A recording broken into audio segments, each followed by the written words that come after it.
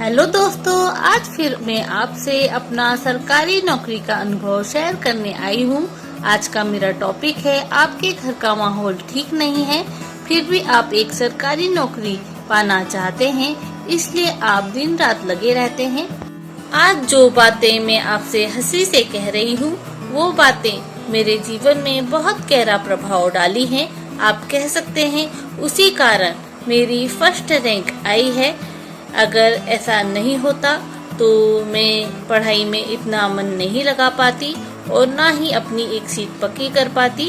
उन लोगों को जवाब देने के लिए जो मेरे जीवन में इतने इम्पोर्टेंस नहीं रखते हैं कि वो मेरे सर पर चढ़ जाएं और मैं उन्हें कुछ ना बोलूं।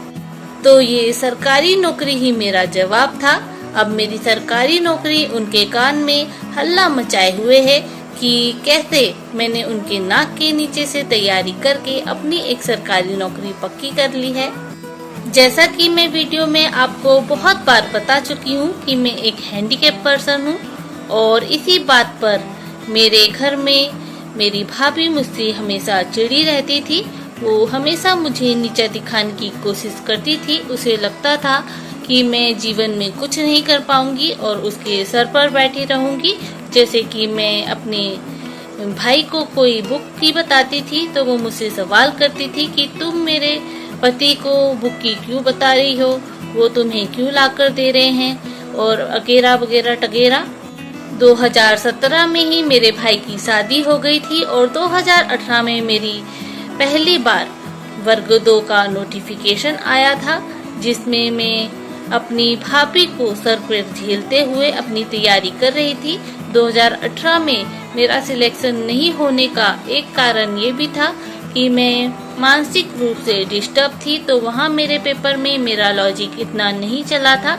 ये भी एक कारण था कि 2018 में मेरे 150 में से केवल 87 नंबर ही रह गए थे।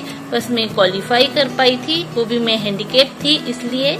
उसके बाद भाभी का तो ये सब नाटक चल ही रहा था और 2020 लास्ट में हमें पता चला कि मेरे पापा को लास्ट स्टेज कैंसर है और मेरे पापा के इलाज में हमें 1.5 से 2 साल हमारे पूरे परिवार में बहुत तकलीफ रही। बार बार मेरा भाई मेरे पापा को लेकर जाता था, आता था, हम लोग अकेले रहते थे।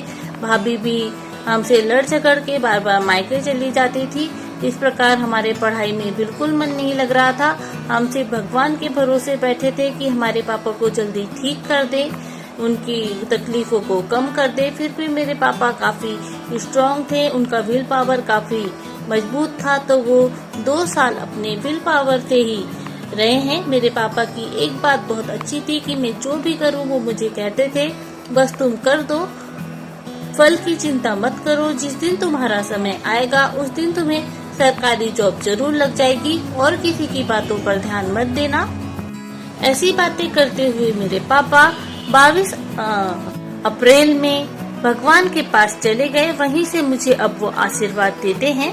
इसके बाद मेरे पास सिर्फ एक ही काम बच गया था कि मैं पढ़ाई करूं। पढ़ाई एक मेरे को ऐसा जरिया लग रहा था जिसके से मैं लोगों को जवाब दे सकती थी और अपने को इस माहौल से बाहर निकाल सकती थी। आज आप देख सकते हैं कि मैं वीडियो भी बना रही हूँ और टॉप भी कर चुकी हूँ। तो हम अपने घर की सारी परेशानियों को दूर रखते हुए अपनी पढ़ाई को कंटिन्यू रखें, क्योंकि यही एक रास्ता है कि हम सिलेक्शन लेके इस सब ग्रह कलेश से दूर चले जाएं। और इसके लिए मैं सुबह 5 बजे उठ के 10 बजे तक अच्छे से पढ़ाई करती थी और इससे पहले मैं कोई काम नहीं करती थी, ना नहाती थी, ना मंजन करती थी, ना और कोई काम करती थी। सिर्फ मैं उठी और मैंने पढ़ाई की। मोबाइल में मैंने वीडियो रिकॉर्ड कर लिए थे, जो भी मुझे पढ़ना रहता था वो बुक मैं अपने सिराने ही रख के सोती थी। जब तक मेरी भाभी जागती थी या कुछ और होता था, उनके दिमाग में करंट दौड़ता था, जब तक कि मैं पढ़ लिख के अपना नहाने धोने घुस जाती थी, जब तक उनको पता ही नहीं चलता था कि मैं क्या कर रही हूँ और क्या नहीं। अभी उनको पता चल जाता था, वो इतनी छोटी दिमाग की तो है कि वो मेरे पढ़ाई में उंगली जरूर करती। तो ऐसे में अपने गृह कलेश को पीछे छोड़ के वो जब भी मुझसे लड़ने की कोशिश करती, मैं बोलती मुझे समझ में नहीं आ रहा है, आप मुझसे थोड़ी देर बाद में बात करो, मुझे अभी कुछ समझ में नहीं आ रहा कि आप मुझसे क्या कह रहे हो। ऐसे में कैसे भी बहाने करके अपने आप को हमेशा रूम में बंद कर लेती थी और वो सोचती रहती होगी कि क्या करूं क्या नहीं करूं, ये तो मुझसे लड़ ही नहीं रही है। खैर बाद में मेरा भाई भाभी को लेकर चला गया था और उसके बाद उनकी जिंदगी में इतने सारे उतार चढ़ाव हुए कि उनका वो भाभी मेरी मायके ही चली गई। तो बुरा वक्त हमेशा परीक्षा लेता है, वो आपको टटोलता है कि आप किसी काम को करने के लायक है या नहीं है। मैं अपने बुरे वक्त को पास हो गई, इसलिए मैं आज परीक्षा में भी पास हूँ। तो आप भी अपने गृह कलेश को दूर रखते हुए कमरे में बंद हो जाइए और अपनी तैयारी जरूर कीजिए, क्योंकि ये पढ़ाई है जो आपको इन सब को जवाब देने में मदद कर सकती है। जो आपके बारे में उल्टा सीधा सोचते हैं या जो भी करते हैं उससे आप दूर रहिए। अभी उसका जवाब देने की आपको कोई जरूरत नहीं है, आपकी पढ़ाई ही उन सबको अपना जवाब दे देगी। आशा है आपको मेरे अनुभव काम आ रहे होंगे। ऐसे ही और मेरे अनुभव का लाभ लेते रहने के लिए मेरे वीडियो को लाइक, चैनल को सब्सक्राइब जरूर करें। धन्यवाद।